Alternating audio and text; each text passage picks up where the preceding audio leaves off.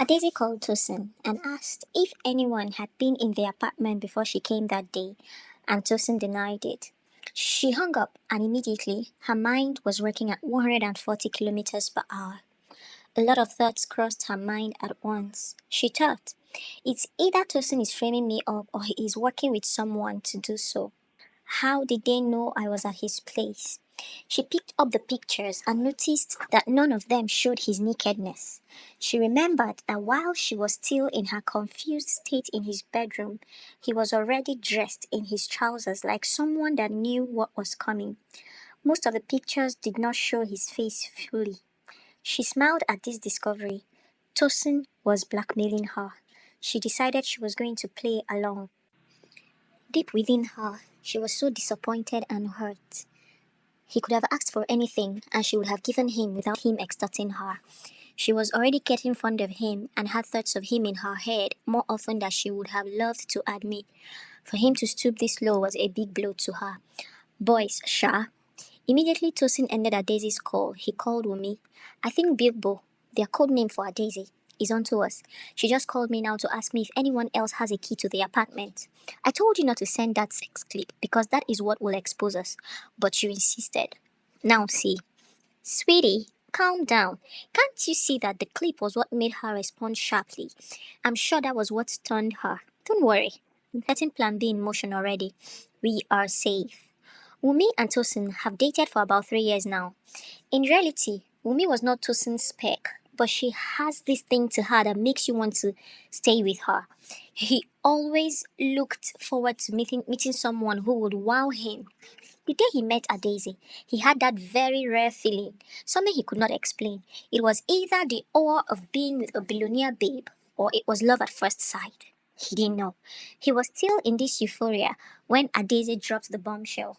She wanted him to be a well-kept secret, and that shattered him. He just needed someone to screw her right, and he felt like he had been kicked in his guts. He knew he had to get her to pay for demeaning him in such manner, so he agreed to the arrangement while he plotted his hit. It was not until 2 weeks ago that the genius idea hit him, and who ordered to be an accomplice than his funny girlfriend Wumi? At least, if love could not keep them together, mischief would. By the way, this could be his highway to the fame he has always looked for. Adaeze could not sit down. She knew that Tosin, the blackmailer, would ask for more money, and she needed to think out a way to trap him, and then she would get to disgrace him. Oh, the look that would be on his face when she finally exposes him. She smiled wickedly, and the smile faded as quickly as it came. She needed to find a way to make him pay for this. At this thought, she dialed Tosin's number, and it rang out twice with no response. A pinch of guilt came over her. Maybe he was also a victim, just like she was. She decided to wait till evening, then give him a call and ask him if he had made any headway with the getting to the root of the matter. She didn't know when she slept off on her sofa, and she dreamt that she was at the beach with Tosin, and suddenly people started running towards them. Some were calling her names, some were hurling stones at her, others were taking pictures of her. One lady ran towards her and was pushing her into the water, while Tosin watched and kept laughing. In the midst of the commotion, she was hearing Adele's Hello singing somewhere in the background. That was her ringtone. She jumped out of the chair and reached for her phone. It was her mom. Her mom asked how she was doing, and she convinced her that she was okay.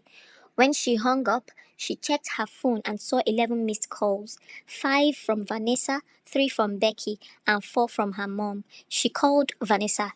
Babe, what's up? Can't remember the last time I saw 2 missed calls from you at once. Is everything alright? Did you see my chat? No, I just saw your call and decided to call back. Go check my chat. She hung up without even waiting for Adaeze to say anything. She opened her chat from Vanessa and saw a link which she clicked on. It took her to the biggest gossip blog in the country, and she froze on seeing the caption, Billionaire daughter Adaeze Nwangwu in a boyfriend snatching scandal. Without much delay, she booked a flight to London, seeking refuge at her dad's house in Kent. The journey was swift, and by the time Adaeze reached her father's home, it was already late. The familiar surroundings provided some comfort, and the next morning, she reached out to a few of her old classmates residing in London. After some persuasion, one of her friends agreed to come and stay with her for the week. Despite not being able to share the true reason for her visit, having a friend around felt reassuring. By Wednesday morning, the emotional heaviness that had been weighing her down began to lift. Her friend suggested they go clubbing, a proposal Adaeze found herself unexpectedly excited about. The first night out was electrifying, and by the second night, she felt rejuvenated. Dancing and laughing freely, Adaeze began to remember what it felt like to enjoy life without the worries. Just as she was getting ready for another night out, her phone rang. It was Vanessa. Babe, what's up? Where are you? Vanessa asked with a tone of concern. I'm home, having another time out tonight. Ronke wants to kill me with partying in this London. I don't mind, Sha. I'm having so much fun. Adeza replied, her laughter echoing through the phone. I'm happy your spirit has lifted. I'm sending you a link on BBN. You need to see this. Vanessa said, her voice dropping slightly in seriousness. Adese's heart skipped a beat. What is it again? I don't need anything spoiling my mood, she retorted, suddenly anxious. Just read it first. Vanessa insisted before ending the call. A few moments later, Adeze heard the chat alert. With a mix of curiosity and dread, she opened the chat to find a link. Taking a deep breath, she clicked on it. The headline hit her like a ton of bricks. Adaeze Nwangwu's crush, Tosin Jegede, proposes to his longtime girlfriend Wumi Olaitan in the midst of scandal. Her mind raced. Tosin proposing? It was too much to process all at once. Tears welled up in her eyes as she read through the article. The joy and excitement of the past few days evaporated, replaced by a crushing sense of loss and betrayal. This had been planned all along, she asked herself. By the time Adeze was done reading the post, she was enraged. The blogger had even said that all attempts to reach her had proved futile, as if any such attempts had been made. She knew she had to leave for Nigeria as soon as possible in order to execute any plan she could come up with. She called her ticketing agent and asked if she could move her flight forward. She paid the extra money and was on a flight back to Nigeria that evening. The plan she had figured out was quite a disturbing one. Yes, she did not plan to harm or hurt anyone. That was not in her plan of things. She had actually decided to let sleeping dogs lie and just wait out the death of the scandal. But with this newest development, her plan had to change. As soon as she got to her house, she locked herself in. She did not even inform Vanessa that she was back in the country. The fewer people she interacted with now, the better for her. She only called her mom to tell her she was back. When her mom picked up, Ada, I was trying your London number and it was not going through. What are you doing here, by the way? You told me you were coming back on Sunday. Hope all is well. All is well, Mom. I just wanted you to know I was back. Hope you are okay. I am, dear. Mrs. Otuke called me this morning and was telling me a confusing story of you being the main topic of discussion on social media now. Ada, what is going on? Mom, I just don't want you to bother your head with all of these things. Someone blackmailed me and took naked pictures of me in Tosin's house and probably sold them to the blogger because she has exclusive ownership of the content. We're already resolving it. Don't worry, this will soon sweep away and something else will make headlines in place of this. Don't worry, Mom. I'll most likely call Vanessa to come and stay with me. I love you, Mom. She said this amidst tears that were now pouring. She wiped her eyes and went into her room. She had to arrange some things before Saturday. On Friday evening, she picked up her phone and called Tosin's number. It rang twice without being picked. On the third ring, a female picked it up. Hello, what is it? Why are you still calling this number? Hello, Wumi. Please, can you give the phone to Tosin? I need to discuss something important with him. If you want to discuss anything with him, you can discuss it with me. I will pass the message across to him. Actually, I need to talk to the two of you. Will you guys be home tomorrow? I want to meet with you and sort out everything. I just want to have closure on all this. I need to understand what I did wrong and why you both decided to do this to me and my career. And then we can think way forward from there. There was silence from the other end, and then some murmuring. I don't think we'll be around tomorrow for whatever reconciliation, Wumi was saying before Tosin took the phone from her. What time do you want to come? I'll be coming around 12:30 if that's okay by you. It's okay by me. There was an argument in the background. Tosin was telling Wumi how she was so heartless that she could not even care about the fact that Adaeze wanted to make peace before he realized he had not ended the call.